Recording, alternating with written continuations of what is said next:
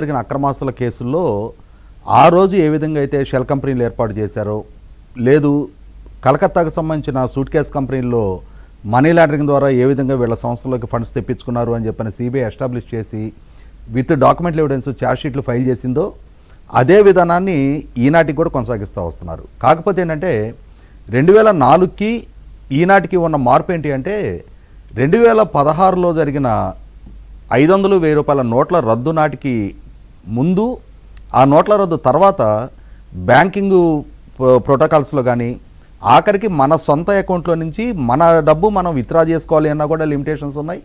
అలాగే మన అకౌంట్లో మన సొంత డబ్బు డిపాజిట్ చేసుకోవాలి అన్నా కూడా అంటే ఆ క్యాష్ అనీవెన్గా మనం కూడా మన సొంత అకౌంట్లో డిపాజిట్ చేసుకోవడానికి వీలు కానీ రెస్ట్రిక్షన్స్ వచ్చినాయి. ఇటువంటి పరిస్థితిలో కూడా గబ్బాత్రం అంటారు మామూలుగా మనకు పల్లెటూళ్ళల్లో, అంటే ఆశ ఉండటం సహజం ఎవరికైనా కూడా, కానీ ఆ ఆశ దురాశగా మారి పేరాశ దురాశగా మారిన తర్వాత ఎదురుకాబోయే పరిస్థితులు ఇవి. ఎక్కడ లేని డబ్బంతా మనకే రావాలి, మనకున్న అధికారాన్ని అడ్డం పెట్టుకొని చాలా వేగంగా చాలా షార్ట్ స్పాన్లో ఎక్కడ లేనంతటి డబ్బు మనం పోగు చేసుకోవాలనే ఆశతోటి ఈ విధంగా ఇవాళ మనం ఇన్ని రోజుల నుంచి మాట్లాడుకుంటున్నది బెవరేజెస్ కార్పొరేషన్ ద్వారా అధికారికంగా జరిగిన కొనుగోళ్లలో వసూలైన మామూళ్ళ గురించే 3,500 కోట్లు అని చెప్పని క్వాంటిఫై అయిన అమౌంట్ గురించే మాట్లాడుకుంటున్నాం మనం. కానీ ప్రభుత్వ పరంగా ఇంకా చాలా అవినీతికి పాల్పడ్డారు. రాష్ట్ర వ్యాప్తంగా చంద్రబాబు నాయుడు గారు ప్రాతినిధ్యం వహిస్తున్న కుప్పం నియోజకవర్గంలో ఉన్న ద్రవిడ యూనివర్సిటీ ప్రెమిసెస్లో అక్రమ గ్రానైట్ క్వారింగ్ దగ్గర నుంచి మొదలు పెడితే రాష్ట్రంలో ఉన్న ప్రతి మినరల్ వెల్త్ని దోచేశారు. లక్షలాది ఎకరాల భూములు దోచుకున్నారు.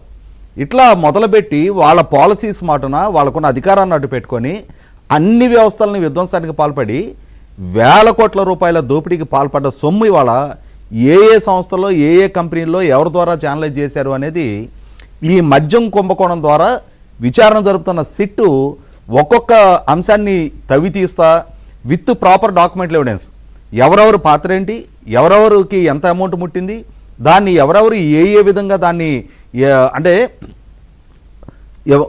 డబ్బు ఇచ్చింది ఎవరు, ఆ ఇచ్చిన వాళ్ళు ఆల్రెడీ సిటీకి ఏ ఏ డిస్టిలరీ వాళ్ళు ఎవరి ఆదేశాలతో ఏ రోజు ఎంత మామూలు ఇచ్చారనేది వాళ్ళు తేడతెల్లం చేశారు. అదే సందర్భంలో ఆ డిస్టిలరీస్ వాళ్ళ ద్వారా ఏ ఏ జ్యువెలరీలో ఎన్ని వందల కోట్ల రూపాయల బంగారం కొన్నారు అనేది నిర్ధారణ అయింది.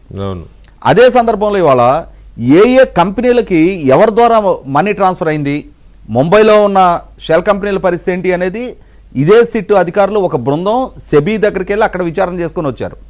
అలాగే లావు కృష్ణదేవరాయలు గారి ద్వారా పార్లమెంటు దృష్టికి వేల కోట్ల రూపాయలు విదేశాలకు తరలించిన అంశాన్ని ప్రస్తావనలోకి తీసుకొచ్చారు. ఎన్ఫోర్స్మెంట్ డైరెక్టరేట్ ఇన్వాల్వ్ అయింది. ఇవాళ prevention of money laundering act కింద వేల కోట్ల రూపాయలు అక్రమంగా మనీ లాండరింగ్ జరిగిన అంశాలు కూడా వెలుగులోకి వస్తూ ఉన్నాయి. వీటన్నిటి నేపథ్యంలో మీరు ఇందాక మీ ఇంట్రోలో ప్రస్తావించినట్టుగానే ఈ సునీల్ రెడ్డి ప్రస్తావన, ఇవాళ ఒకనాడు జగన్మోహన్ రెడ్డి గారు చెంచలగూడ జైల్లో ఉన్నప్పుడు ఆ రోజు జైలు మేట్గా ఉండి జగన్మోహన్ రెడ్డి గారికి సపర్యాలు చేసిన ఒక నమ్మకస్తుడుగా ఆ రోజు కూడా అతని మీద వచ్చిన ఆరోపణలు ఏంటి, జగన్మోహన్ రెడ్డి గారికి రాజశేఖర రెడ్డి గారి ప్రభుత్వ హయాంలో ఆయన ద్వారా ఎంఆర్ ప్రాపర్టీస్ సంస్థ నుంచి కోనేరు ప్రసాద్ గారి ద్వారా చెల్లించబడ్డ మామూళ్ళని కొరియర్గా జగన్మోహన్ రెడ్డి గారికి ఇతను చేర్చాడు అని చెప్పని నాడు సిబిఐ ఎస్టాబ్లిష్ చేసి అతను అరెస్ట్ చేసి ఛార్జ్షీట్ ఫైల్ చేసి జైల్లో ఉంచడం జరిగింది. జైల్లో ఉంచితే ఆ రోజు ఇతను ప్రదర్శించిన స్వామి భక్తి ఏంటి అంటే 16 నెలలు జగన్మోహన్ రెడ్డి గారు జైల్లో ఉంటే ఆయనకి బెయిల్ వచ్చే వరకు ఇతను బెయిల్ పిటిషన్ కూడా ఫైల్ చేసుకోవాలా. అవును, మరి బట్టలు ఉతకాలి కదా అక్కడ. అదే అంటున్నా, అతనికి సేవకుడుగా ఆ రోజున అంతటి సాగర్ నేను జోక్ చేయట్లా. అప్పుడు ఎందుకంటే మేము రిపోర్టింగ్ అక్కడ ఉంచి చేసేవాళ్ళం కదా, ఆ జైలు అధికారులు సిబ్బంది వాళ్ళు చెప్పేవాళ్ళు మొత్తం సునీలేనండి జగన్మోహన్ రెడ్డి గారికి బట్టలు ఉతికి పెట్టడం ఎవ్రీథింగ్ చెప్పేవారు. అంటే అంతటి అంటే అంత దగ్గర వాడు, అందులో డౌట్ సేవకుడుగా. ఇప్పుడు జగన్మోహన్ రెడ్డికి దగ్గర దూరం ఏముండదండి, వివేకానంద రెడ్డి కన్నా దగ్గర వీళ్ళు ఎవరు కాదు. ఆ వివేకానంద రెడ్డి గారి పరిస్థితి ఏంటో చూసాం. వివేకానంద రెడ్డి గారి కుమార్తె ఆమె కూడా నర్రెడ్డి వాళ్ళ కోడలే. వివేకానంద రెడ్డి గారి సతీమణి నర్రెడ్డి గారి ఆడబడిచే. ఆ నర్రెడ్డి వాళ్ళతోటి లేని బంధుత్వం ఈ నర్రెడ్డితోటి ఎక్కడి నుంచి వచ్చింది? ఇతను నర్రెడ్డి సునీల్ రెడ్డి ఇవాళ వివేకానంద రెడ్డి గారి హత్య కేసులో సునీత గారి భర్త నర్రెడ్డి రాజశేఖర రెడ్డి గారి మీద ఆరోపణ చేశారు కదా వీళ్ళు. సునీత గారನ್ನು ఆ రాజశేఖర రెడ్డి గారే కుట్రదారులు అని చెప్పని సాక్షుల కథనాలు రాయించారు కదా.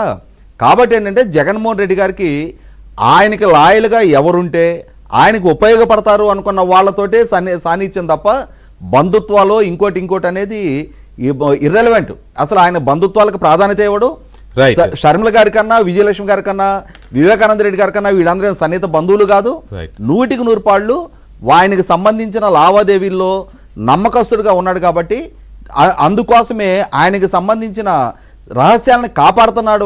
కాబట్టి యాజ్ లాంగ్ యాజ్ ఆయనకి సంబంధించిన ఇష్యూస్ని ఇతను కప్పిపెట్టగలిగినంత కాలం ఏదైనా సమస్య ముందుకు వస్తే నాది అని భుజాన్ని వేసుకున్న